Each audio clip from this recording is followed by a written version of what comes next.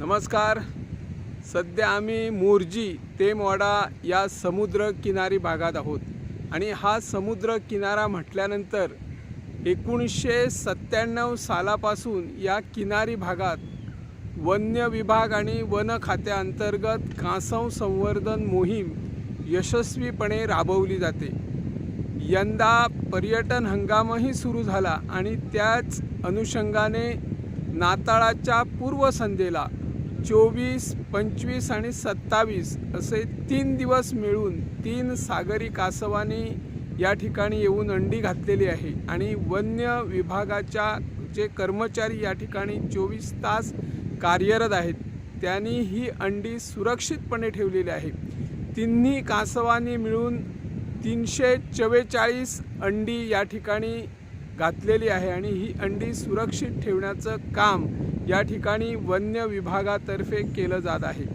या ठिकाणी 1997 सालापासून जरी कासव संवर्धन मोहीम राबवली असली तरी आपले तत्कालीन भूतपूर्व मुख्यमंत्री मनोहर पर्रीकर यांनी 2000 सालापासून या सागरी कासवांच्या सुरक्षतेसाठी 500 चौरस मीटर जागा आरक्षित करून वन्य विभागाकडे दिलेली आहे। त्यामुळे ही कासव संवर्धन मोहीम यशस्वीपणे राबवण्याचं काम पर्यटन हंगामातही केलं जातं।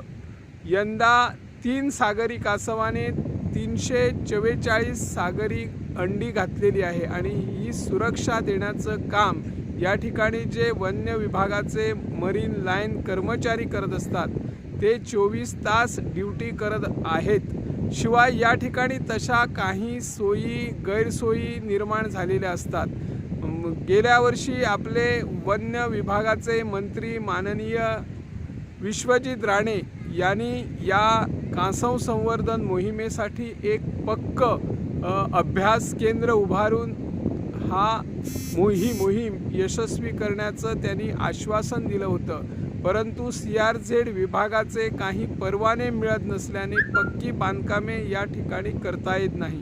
तरी हंगामी स्वरूपाचं अभ्यास केंद्र या ठिकाणी वन्य विभाग मरीन लाईनने निर्माण केलेलं आहे। 2000 सालापासून सागरी कासवाने मोठ्या प्रमाणात या ठिकाणी अंडी घातलेली आहे। गेल्या वर्षी या ठिकाणी सर्वाधिक 200 पेक्षा जास्त सागरी कासवांनी अंडी घालून एक विक्रम केला होता आणि यंदाही त्याच पद्धतीने सागरी कासव येणार असा अंदाज आहे।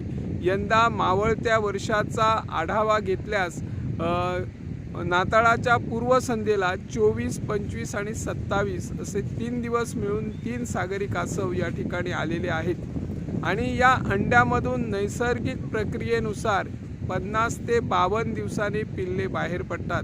त्यातील काही अंडी नाश होतात हाही परिणाम आहे आणि जी पिल्ले सर्व सोडतात ती सर्व त्या पिल्लांना जीवनदान मिळतं असं होत नाही। कधीकधी मासे, खेकडे, मोठी जी मासे आहेत ते या पिल्लांना खात असतात। परंतु वन्य विभागामार्फत कासव संवर्धन मोहीम यशस्वीपणे राबवून अनेक पिल्लांना जीवनदान दिलेलं आहे। जी दुर्मिळ सागरी कासव होत चाललेली आहे ती सागरी कासव आज या मोहिमेमुळे अनेक जीवनदान मिळून अनेक जाती प्रजापती शाबूत राहिलेले आहेत, त्यांना सुरक्षा मिळण्याचं काम या वन्य विभागाने केलेलं आहे। या ठिकाणी जे अभ्यास केंद्र आहे ते अभ्यास केंद्र एक हंगामी स्वरूपाचे झोपडी पद्धतीने आहे। ते अभ्यास केंद्र जर चांगलं पक्क केलं तर अनेक जे पर्यटक मुद्दाम सागरी कासव कशी येतात, अंडी कशी घालतात, त्या पिल्लांना कसं सोडलं जातं याचा अभ्यास करण्यासाठी अनेक पर्यटक नागरिक अभ्यास घेत असतात, माहिती मिळवत असतात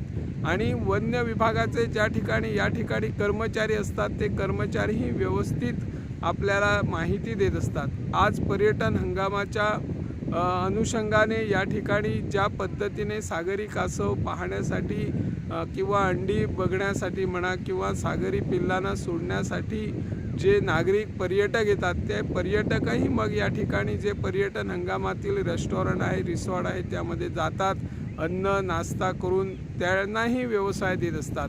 सामाजिक कार्यकर्तेही या ठिकाणी ज्या पद्धतीने काम करत असतात, स्थानिक पंचायत मंडळ असेल किंवा पर्यटन हंगामातील व्यावसायिक असणार मच्छीमार बांधव आहेत, या सर्वांच्या सहकार्यातून ही सागरी कासव मोहीम यशस्वीपणे राबवली जाते। यंदा प्रथमच मावळत्या वर्षाच्या आधारावर 3 सागरी कासवांनी 344 अंडी घातलेली आहे आणि ही अंडी सुरक्षतेच्या नजरेतून वन्य विभागाने चांगल्या प्रकारे ठेवलेली आहे। सागरी कासव संवर्धन मोहीम राबवताना जे बाजूला सॅग व्यावसायिक आहेत त्यांचंही 100% योगदान या सागरी कासवांना असतं, त्यामुळे कुणीही यांना अडथळे तयार करत नसतात। परंतु हल्ली सागरी कासवांचं संवर्धन करत असताना जे स्थानिक सॅग व्यावसायिक आहेत त्यांना काही मर्यादित विजेची सोय करण्याची नियम घालून दिले जातात आणि ते आपले 7 किंवा 8 नंतर कमी प्रकाशात सॅग व्यावसायिक करत असतात। परंतु खाजगी जमिनीत जी मोठमोठी रिसॉर्ट असतात त्यांचे दिवेथर लख्ख असते। आज आपण जर रात्री पहाटे किंवा समुद्र किनाऱ्यावर आलो तर अनेक जहाजं किंवा अनेक जी मोठ्या होड्या असतील, बार्ज असतील, त्यांचे प्रकाश मोठ्या प्रमाणात आपल्याला नजरेस पडत असतात। परंतु ही मोहीम यशस्वीपणे राबवत असताना ज्या पद्धतीने स्थानिक सॅग व्यावसायिक म्हणा, मच्छीमार बांधव व्यवसायिक जे आहेत ते या मोहिमेला यशस्वीपणे साथ देत असतात, त्यामुळे ही सागरी कासव मोहीम अधिक यशस्वी करत असताना जे स्थानिक पर्यटन हंगामातील सॅग व्यावसायिक आहेत, जे आपले स्थानिक पंचायती आहेत, स्थानिक सामाजिक कार्यकर्ते आहेत, त्यांना विश्वासात घेऊन ही मोहीम अगदी यशस्वीपणे राबवावी अशी या माध्यमातून आम्ही मागणी करत आहोत। मी निवृत्ती शिरोडकर, इन गोवा 24 ताससाठी।